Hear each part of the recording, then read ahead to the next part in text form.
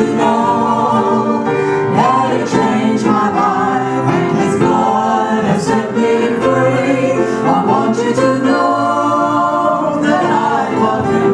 I want you to see His love in me. I want you to know that I live in Him and that He lives in me. I want to be like Moses was when he came from Sinai. The children of Israel became afraid, and Moses knew not why. It wasn't his face, that's where